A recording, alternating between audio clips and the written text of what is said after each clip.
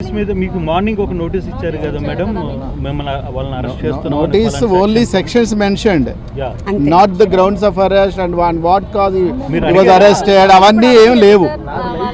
మీరు లోపలికి వెళ్ళారు కదా స్టేషన్ లో, అడగలేదా? ఇప్పుడు అడిగాం కదా, అడిగితే వాళ్ళు ఇంకా ఇవ్వలేదు. అన్ని ఒకటేసారి ఇస్తాము రిమాండ్ కి తీసుకెళ్ళినప్పుడు అని దే ఆర్ టెల్లింగ్. ఇవ్వాలి కదా, అదే ఇవ్వలేదు. అందుకే కదా మేము అడిగాము కానీ ఇవ్వలేదు. అందుకే లాయర్ని కూడా పంపించమంటే ఆయన కూడా అదే అడిగారు. ఇంతసేపు దానికోసమే కూర్చున్నాం. ఏం చెప్పారు? We're not going to give now, రిమాండ్కి తీసుకెళ్ళినప్పుడు అన్ని పేపర్స్ ఒకటేసారి we're going to give, then how are you going to prepare? మేము ఎలా ప్రిపేర్ అవ్వాలి? That's what we asked. అంటే ఎందుకు ఒక మనిషిని అరెస్ట్ చేశారు అని ఎంతసేపు ఉంచడం కూడా illegal detention. That is what law. వాళ్ళు ఎఫ్ఐఆర్ ఇస్తేనే కదా మేము ఏమైనా చేయగలం. అంటే గ్రౌండ్ రీజన్స్ ఎందుకు అరెస్ట్ చేశారు అనేది ఇంకా దే ఆర్ నాట్ రివీలింగ్ కదా. మాట్లాడారు.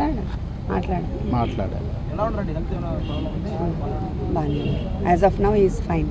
అంటే మీరు లీగల్ ప్రొసీడింగ్ పోవడానికి ఫర్దర్గా మీకు ఇప్పుడు without FIR you can't go కదా. We can't go. సో మరి 1 day అయిపోతుంది ఆల్మోస్ట్ ఆల్, మీరు లీగల్ ఇప్పుడు కాసేపట్లో మెజిస్ట్రేట్ ముందు హాజరుపరుస్తారు. సో అటువంటి సందర్భంలో అదే మనం చెప్తాం అక్కడ, వి కాంట్ టెల్ ఎనీథింగ్. మీరు మెజిస్ట్రేట్ ముందు మీరు చెప్పే అవకాశం ఉంటుందని అనుకుంటున్నారా? ఆయన చెప్తారు, ఇంకా మనకెట్లా అవకాశం ఉంటుంది?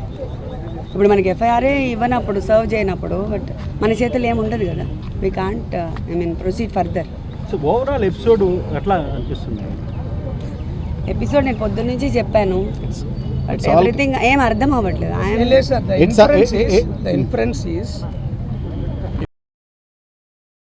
44 మంది కేసు పెట్టారు.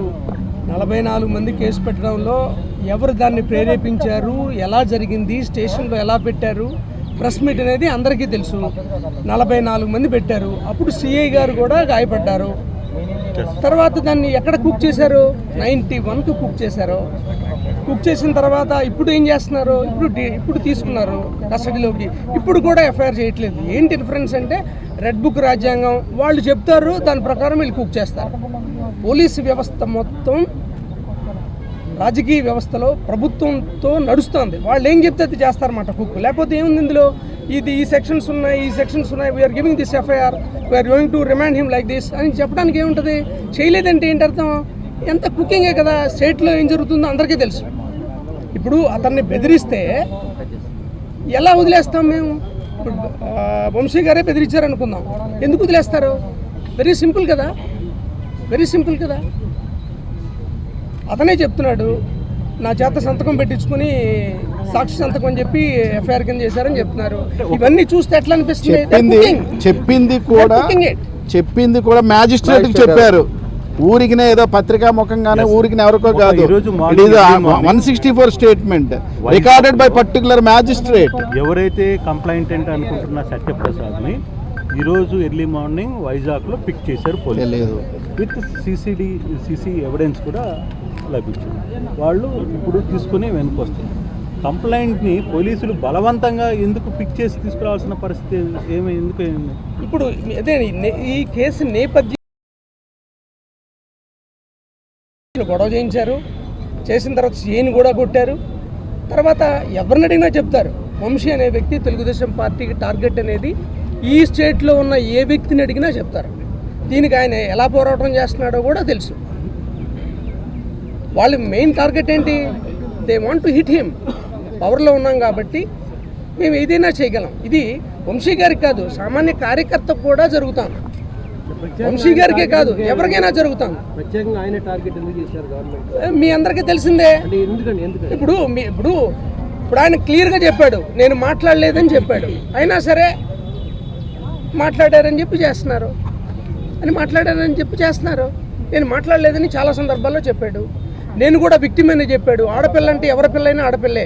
మీ పిల్ల కావచ్చు, నా పిల్ల కావచ్చు, ఏమి కావచ్చు, ఇంకోళ్ళు కావచ్చు, ఎవరైనా సరే.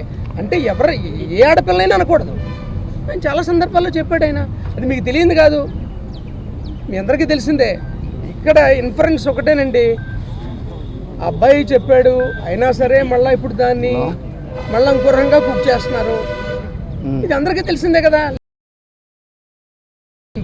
91 మందికి ఎట్లా చేరుతుంది? ఓకే ఎట్లా చేరుతుంది అంటే అక్కడ ఎవరు వైసీపీ వాళ్ళు ఉంటే వాళ్ళందరినీ బుక్ చేయడం, తీసుకెళ్తా అంతే కదా. ఇంతకన్నా వేరే ఏమైనా అర్థం చెప్పగలమా? అర్థం చెప్పలేం కదా. ఎందుకు టార్గెట్ చేయరు? టార్గెట్ చేశారని అందరికీ తెలుసు కదా ఈ స్టేట్లో ఎవరెవరిని టార్గెట్ చేశారు. అంటే కొంతమంది వైసీపీ నాయకులు కూడా అది మాట్లాడడం తప్పని చెప్పి గతంలో చాలా సందర్భాలు ఖండించారు. మాట్లాడుంటే నేను కూడా చెప్తున్నాను ఇప్పుడు నా పక్కన సోదరు ఉంది, మా సోదరుని అంటే నేను బాధపడినా? ఈ ఆడపిల్లైనా ఆడపిల్లే, డెఫినెట్లీ వీ కండెమ్ ఇట్. అంటే ఆయన మాట్లాడలేదు, నేను మాట్లాడలేదనే చెప్పారు కదా ఆయన. మీరు భావిస్తున్నారు ఆయన మాట్లాడలేదు? ఆయన చెప్పింది చెప్తున్నాను, సందర్భం కాదు కదా ఇది. ఆయన చెప్పింది చెప్తున్నాను. ఎస్, ఆ లెక్కకు వస్తే మీరు ఈ స్టేట్లో జరిగే మీకు తెలీదా? ఏ కుటుంబంలో ఆడపిల్లని వదిలిపెట్టారు, ఏ పార్టీ వదిలిపెట్టింది చెప్పండి. ఏ జగన్మోహన్ రెడ్డి గారి ఫ్యామిలీని కామెంట్ చేయలేదా? చేయలేదా చెప్పండి. ముందు మెచ్చేసి చెప్పండి ఇలా అనలేదని. అంటే ఒక పార్టీ ఆడవాళ్ళ మిగతా వాళ్ళు ఆడవాళ్ళు కదా, మిగతా వాళ్ళ కుటుంబాలు ఉండవా, వాళ్ళకి మనోభావాలు ఉండవా? This is not that.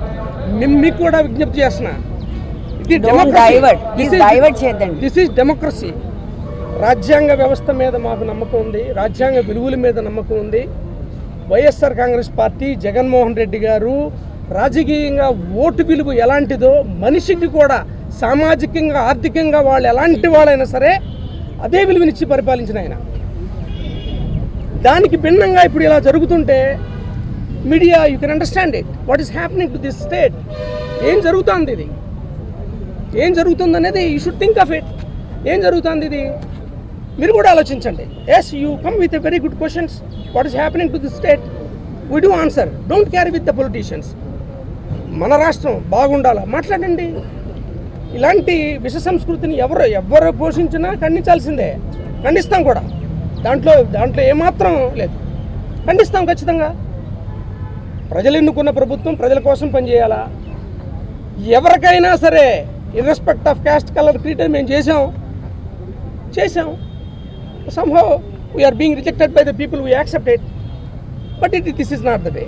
Please, కనీసం రాజ్యాంగాన్ని మొన్నే చేసుకున్నాం కదా, రాజ్యాంగ దినోత్సవాన్ని. మరి ఏంటిది, వాట్ ఈస్ దిస్? సార్ ఫర్దర్గా even court is asking for the CC cameras. ఏం చెప్తున్నారు? తగలబడిపోయింది ఏంటి, వాట్ ఈస్ దిస్? హైకోర్టు మాట్లాడుతుంది, మేము మాట్లాడటం కాదు, హైకోర్టు మాట్లాడుతుంది. What is happening? ఎల్లకాలం ఎట్లుంటుందా? కాబట్టి విజ్ఞులైన మీ అందరికీ మనం చేస్తున్నాం, ఖచ్చితంగా తప్పు చేస్తే right, you take in a right way, right డైరెక్షన్లో తీసుకోండి. ఇంత చేయాల్సిన అవసరం లేదు. ఇదిగో మీరు ఎట్లా చేశారు, ఎట్లా చేసాం, ఎట్లా ఇదిగో ఎఫ్ఐఆర్ లేదు ఇది. Yes, go with it. ఈ ఇన్సిడెంట్ ఎట్లా జరిగింది, ఎక్కడికి తీసుకొచ్చారు దీన్ని? Everything is happening like this only. Government establish అయిన తర్వాత ప్రతి సమస్యని ఇదే రకంగా చిత్రీకరిస్తున్నారు. ఏదైనా తీసుకోండి, you name it anything in this state, whatever happened in the past, that making like this. ఇది మీ అందరికీ తెలిసిందే. ఇందులో మాట్లాడడానికి ఏముంటుంది? ఖచ్చితంగా మేము రాజ్యాంగాన్ని కట్టుబడి ఉన్నాం, బ్యాటిల్ చేస్తాం. ఎంతవరకు చేస్తారో చూస్తాం ఖచ్చితంగా.